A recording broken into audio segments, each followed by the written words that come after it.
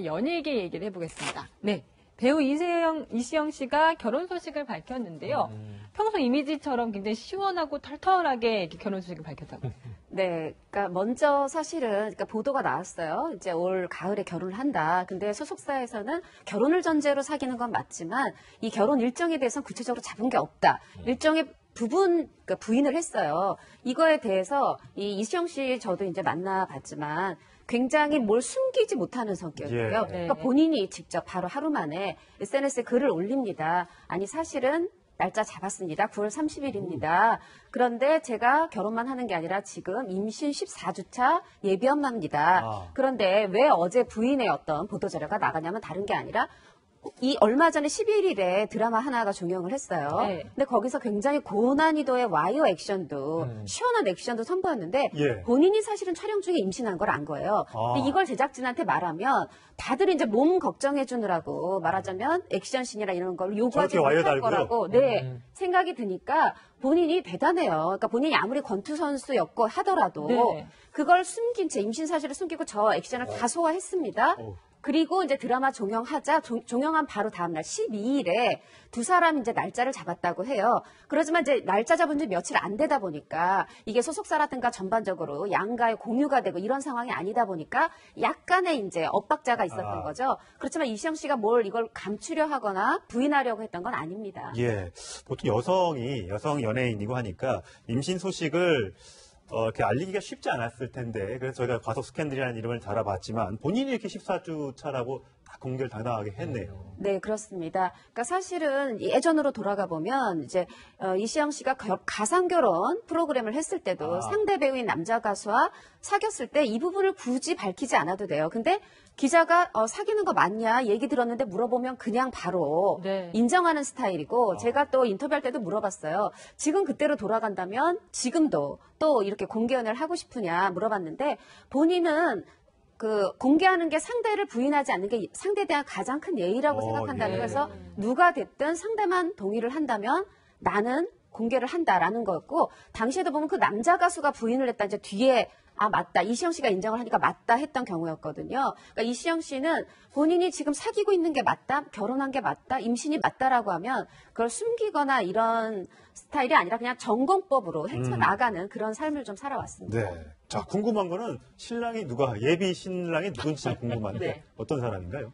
지금 요식업계에 말하자면 뭐 차세대 백종원 씨라고 할까요? 지금 백종원 씨만큼 성공한 건 아니지만 일단 뭐 막창, 소고기, 그 맥주 전문점 이런 한 3개 종류의 그 요식업 프랜차이즈를 런칭을 했고 또 미국의 브랜드인데 어떤 한 골프웨어를 국내에 그 지사를 만들어서 또 도입을 했고요. 그러니까 좀 사업가인데 젊은 사업가라고 보면 될 것 같고요. 예. 이시영 씨보다 나이 차이가 9살이 많아요. 9살 연상이에요. 네, 그러다 예. 보니까 아니 소유진이 여배우인데 14살 많은 백종원 씨랑 결혼을 했는데 또 이번에도 9살 또 많고 이런 부분들 또 소유진 씨도 성격이 털털하거든요. 그래서 여러 면에서 이제 두 사람이 닮은 꼴 아니냐 그렇게 좀 비교가 되고 있습니다. 네, 이시영 씨는 이 복싱을 하면서 굉장히 털털한 이미지로 많은 사랑을 받았는데요. 복싱 대회에 출전했을 당시의 모습 함께 보시겠습니다. 제가 원래 훈련하면서 좀 오른쪽 어깨 탈골이 많이 심해져가지고 좀 습관성 탈골로 돼서 스파링 할 때도 자주 어깨가 빠졌었는데 이제 시합 때는 테이핑을 할 수가 없어서 좀 걱정은 했는데 3라운드에 또 어깨가 빠져가지고 근데 저는 훈련하면서 좀 자주 겪었던 일이라서 제가 잘 끼워 넣어가지고 했는데 좀 시합 때 어깨가 안 빠졌으면 했는데 좀 그게 조금 아쉬운 것 같기는 해요. 제가 조금 부연 설명드리면, 그러니까 이시영 씨가 사실은 28살에 늦가기 데뷔를 했어요. 예. 의상 디자이너과 나와서 이 원단 공장에서 원단에다 그림 그리는 일을 하다가 내가 그래도 배우의 꿈을 한번 포기하지 말고 끝까지 해봐야 되겠다 하고 뒤늦게 도전을 했어요. 그리고 저 복싱을 언제 시작했냐면 데뷔하자마자 28살 때 단막극에서 그 복서 역할 제의가 들어옵니다. 예. 그래서 단막극인데 한 번 1회분인데도 본인이 복싱을 시작한 거예요. 근데 그 드라마의 제작이 무산이 됐습니다.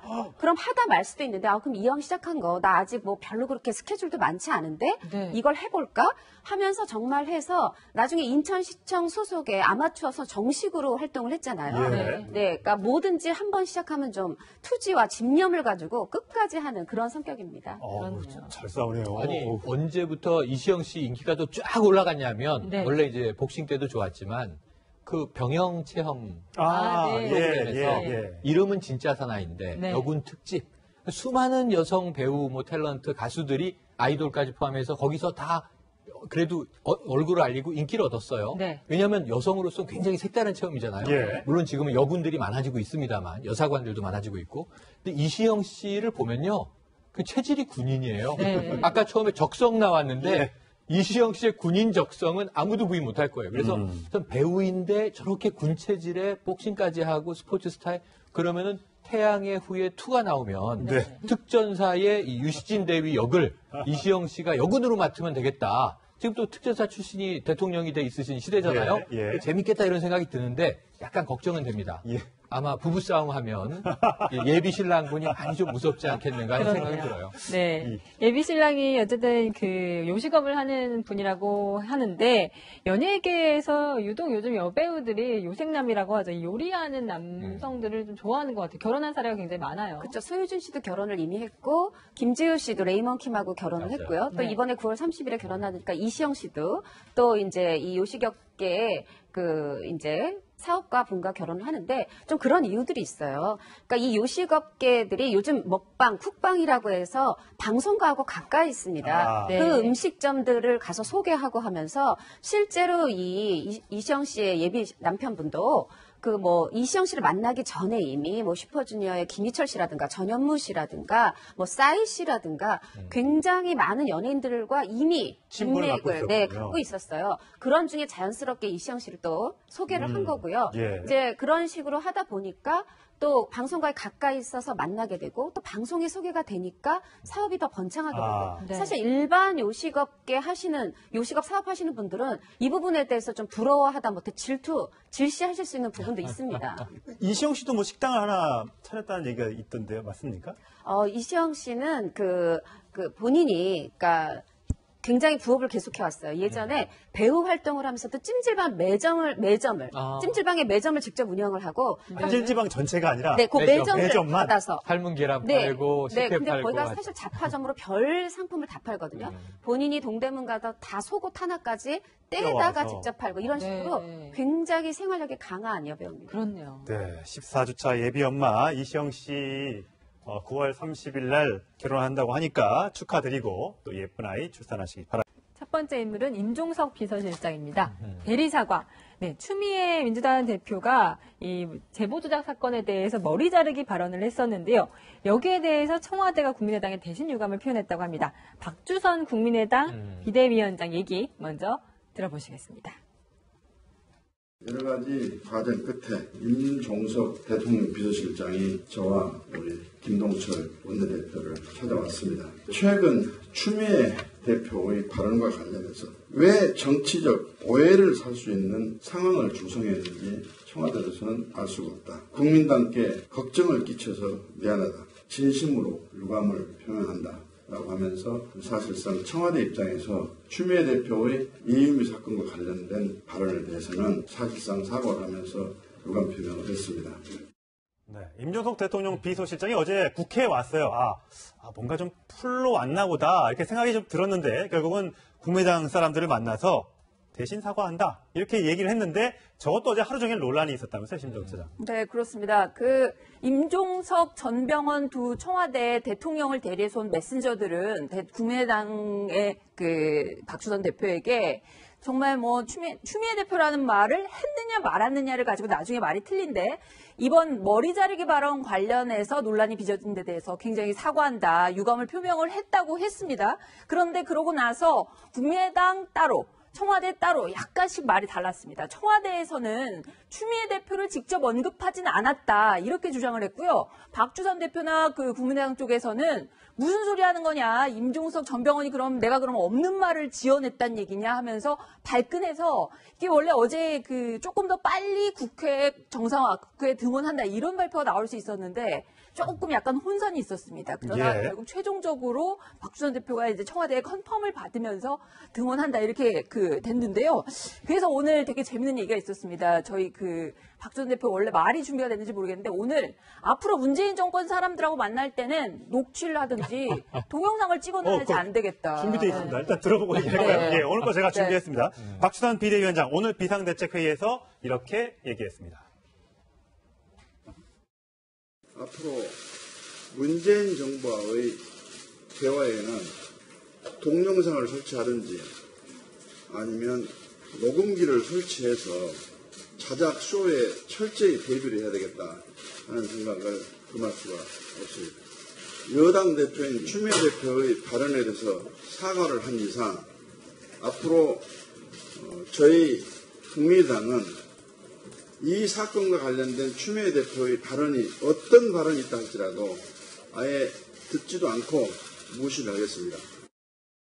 야, 이렇다면 그러니까 추경 예산 심사를 받고 네. 추미애를 버리는 지금 꼴이 지금 형국이 될지도 모르겠다는 생각이 듭니다. 추미애 대표 굉장히 난감한 위치에 서 있을 텐데 어제 국민의당 그 의원총회에서도 박지원 전 대표하고 박주선 비대위원장이 희한한 또 몸동작을 해서 네. 또 화제가 됐었어요. 네, 저거. 목 자르는 듯한 예, 예. 머리 자르기라는 걸 빗대가지고 그것을 이제 퍼포먼스를 잠깐 했는데 이번 일로 인해서 이제 어떻게 보면 지금 당청 간의 문제점들이 조금 더 이게 노출이 된 거거든요. 예. 그동안에 암묵적으로 이런저런 얘기는 있었지만 이번 사태를 해결하는 과정에서 청와대에서 임종석 실장과 전병헌 수석이 직접 박주선 비대위원장을 만나서 해결하는 모양새를 갖춰짐으로써 추미애 대표의 입지가 애매모호해진 겁니다. 근데 지금 이제 추미애 대표는 집권여당 대표로서 나는 당대표로서의 어떤 권한을 그대로 행사를 하겠다라는 의지를 최근 들어서 보였던 것이고 청와대는 지금 추 대표를 약간 비껴서 직접 야권과 상대하는 모양새를 갖췄기 때문에 이게 앞으로 지금 추미애 대표의 임기가 내년 8월까지라는 말입니다. 그럼 앞으로도 많이 남았습니다. 그렇기 때문에 단기간으로는 지금 해결돼서 이제 어떤 이 국회에 관련된 추경 처리라든지 이런 것이 이제 급물살을 탈 것으로 보이는데 청와대로서는 과연 이 추미애 대표와의 관계를 어떻게 가져가야 되냐 이 부분에 대한 숙제를 여전히 하나 계속 떠안고 있는 것이고 추미애 대표로서도 이번에 강력한 어떤 존재감을 보임으로써 정치적인 인지도를 많이 높인 측면이 있지만 지금 청와대와 이런 좀 안 좋은 관계다라는 것이 점점 계속 노출이 되는 것이 또 본인의 정치적인 장래와 관련해서 그렇게 또 좋다고만은 볼 수 없기 때문에 네. 역시 또 비슷한 어떤 딜레마를 하나 갖게 됐다 이렇게 볼 수 있습니다. 네, 임종석 실장과 추미애 대표가 장미꽃을 주고받으면서 굉장히 화기애애한 분위기가 연출되기도 했었는데 자, 지금은 이제 앞으로 어떻게 될지 당청 간의 관계 궁금해집니다. 다음 인물은 김정숙 여사입니다. 네, 김정숙 여사가 한 초등학교에 방문을 했다고 하는데요. 나는 가수다.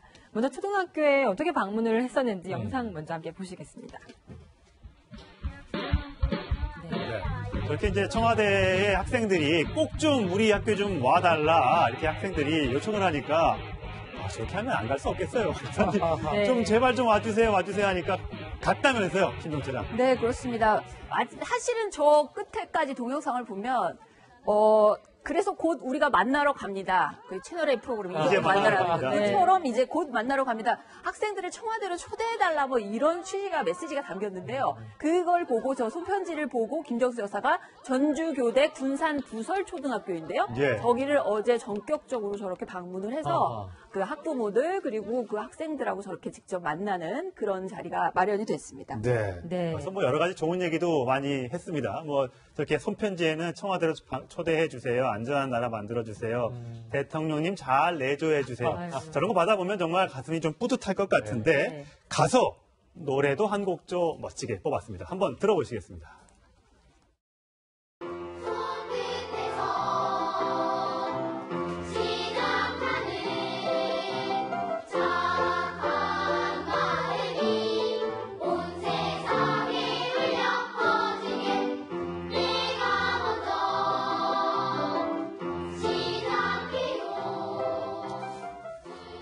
연운대 출신이라서 그런지 네.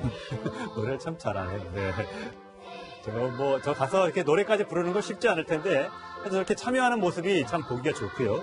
저 장면 이후에가 더 또 화제가 됐습니다. 네. 한 만두 가게를 또 방문했다는데, 저게 작년에도 한번 갔었던 곳이라고 그러죠? 네, 그렇습니다. 작년 5월 10일경 거의 한 1년 정도 전의 일인데요. 저 일일 교사를 하고 난 다음에 군산시에 있는 만두가게, 그런데 5평밖에 안 되는 굉장히 작은 소규모 그 만두가게라고 합니다. 거기서 그 가게 주인과 작년에 그 문 후보 시절이요. 그때 이렇게 선거 캠페인 같은 걸 하고 있을 때 아마도 그 주인이 그 문재인 후보 지지자였던 것 같은데요. 그분하고 인연이 맺어졌습니다. 그래서 거기서 만두도 직접 먹고, 그 다음에 파는 만두가 워낙 맛있어서 그 냉동 만두까지 한 100알 정도를 주문을 네. 해가지고 집으로까지 직접 가져간 적이 있었다고 하는데요. 내가 이곳에 나중에 다시 찾아오겠다 했는데 주인이 극구 사양을 했답니다. 여기 앉으실 데도 별로 없고 5평밖에 안 되니까요. 오지 마세요 이렇게 했는데, 이번에 저 군산 초등학교를 간 김에 만두가게까지 들러가지고 다시 아주 극적인 재회를 했다는 그런 예. 얘기입니다.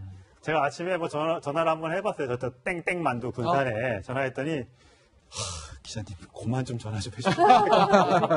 제가 9시부터 영업인데 영업을 못 하겠다고 온 동네방네 전화가 와서 정말 미안하다고 이면 끊겠습니다 하고 끊어버렸어요. 만두를 주문하시면 될 건데. 그러면 아마 만두 주문해도 한 달은 걸릴 것 같아요. 그래서 못했는데, 아무튼 가게 번창하시길 바라고, 자, 김정수 여사, 문재인 대통령 이런 소탈한 행보는 계속해서 잊지 말고 끝까지 이어가 줬으면 좋겠습니다. 자, 내용 말씀 여기까지 듣겠습니다. 고맙습니다. 고맙습니다.